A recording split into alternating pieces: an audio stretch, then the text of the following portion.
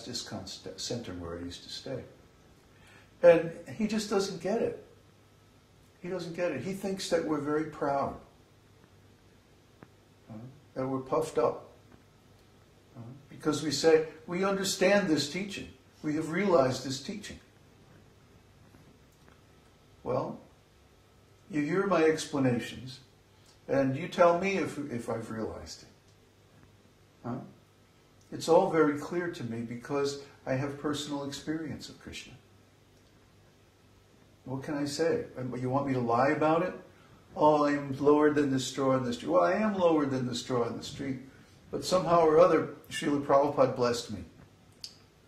And so, Krishna also gave me his mercy. Should I lie about that? Should I pretend to be somebody that I'm not? Just to keep the peace with my God brothers? That's what they would like me to do. But we don't accept this. And we accept that a person has to have the integrity to remain true to their actual vision and their actual realization. And they have to tell the truth about it. So if one has not realized Krishna, he has to tell the truth about that. And if one has realized Krishna, he has to tell the truth about that. It's very simple. The truth is the most important thing.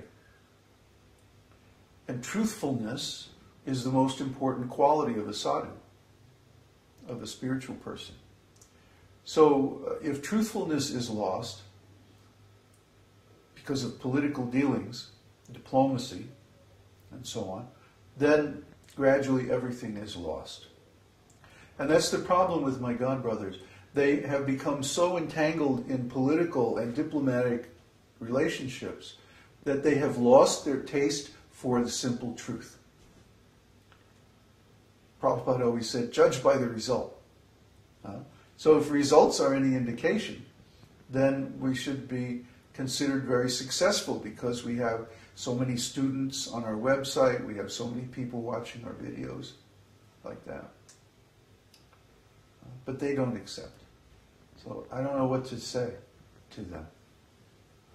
Anything I say, they completely take it the wrong way and they twist it and turn it around. And even if I'm trying to help them, they make out like I'm trying to criticize them. But you know, anyone who becomes expert at something, I don't care whether it's, playing golf or flying an airplane or playing a musical instrument or some field of study or anything like that, knows who is better than they are and who is more neophyte than they are. Anyone who's expert. Everyone has some talent. Everyone has some field that they really enjoy. And they want to develop that into expert performance. So if you actually become expert, it's very obvious to you who is also an expert.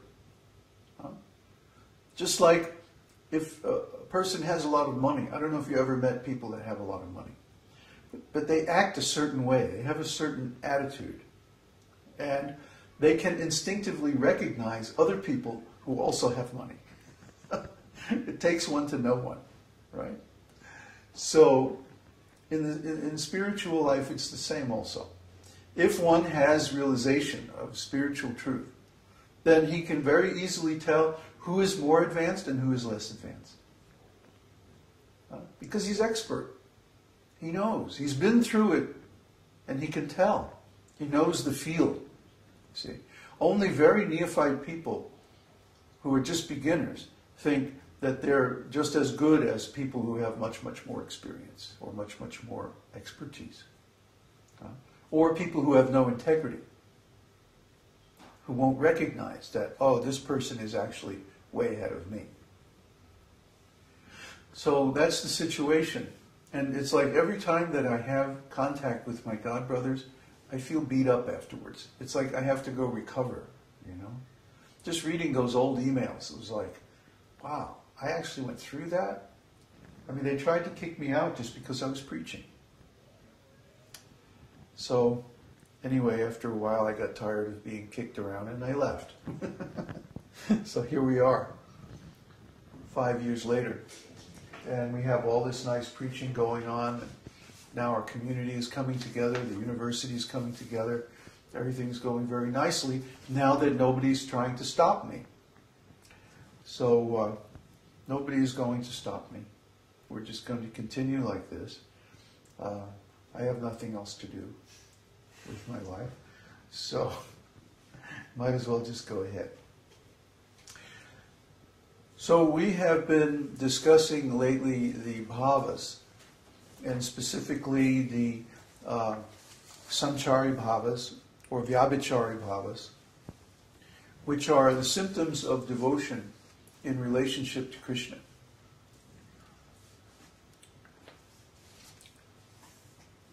I think I mentioned several times that every devotee has continuous ecstasy or permanent ecstasy called the Śrī Bhāva. Śrī Bhāva means the principal emotion or the principal relationship with Krishna. And this can be 5 different flavors: neutrality, servitude, friendship, parenthood, and conjugal love. But mixed with this Śrī Bhāva, there are numerous Vyabhicari-Bhāvas. Vyabhicari means going towards. When one moves towards one's original feeling of relationship with Krishna, then he experiences so many other feelings. And these are as a result of moving towards this permanent relationship with Krishna. So these are called Vyabhicari-Bhāvas. So I'd like to start with... I also posted these definitions on the forum last night, in case you want to take a look at them. The first one is garva. Garva means pride.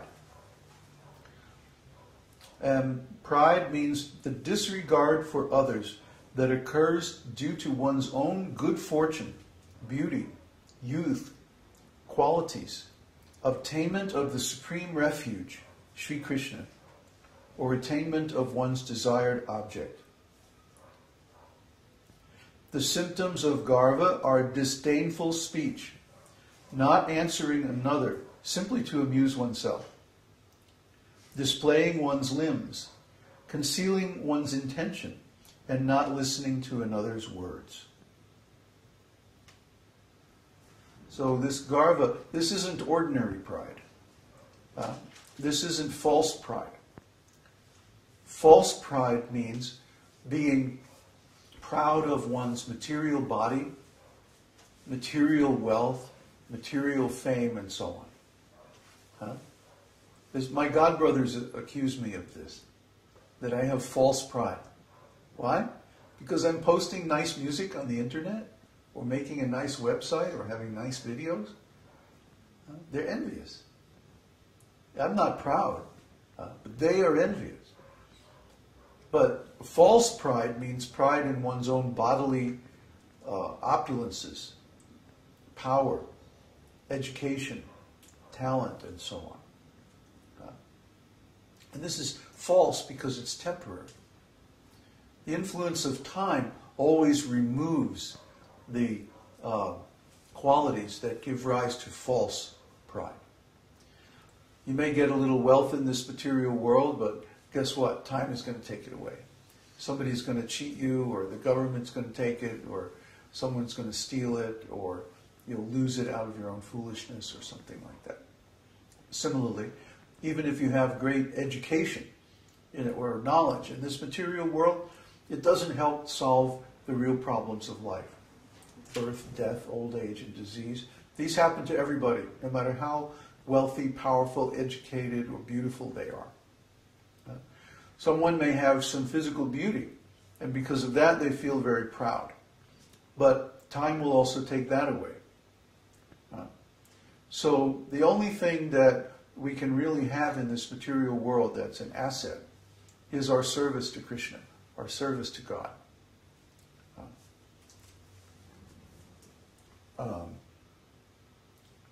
The pride that we're talking about here, garva, is pride due to one's close relationship with Krishna. Obtainment of the supreme refuge, Śrī Kṛṣṇa, gives rise to a certain kind of pride. This is transcendental pride, and this is a different thing. Just like when a person gets a lot of money, let's say they get an inheritance or something like that, then they quit their job. Why? They don't want to have to listen to somebody tell them what to do anymore. Just for a few bucks, when they have a big inheritance of millions of dollars, then they don't care anymore for this job. They only need the job as long as they require it for their sustenance. But as soon as they have some real sustenance, then they immediately give it up. Similarly, as soon as one attains the supreme shelter, then he doesn't care for any lesser shelter. Okay? He does not take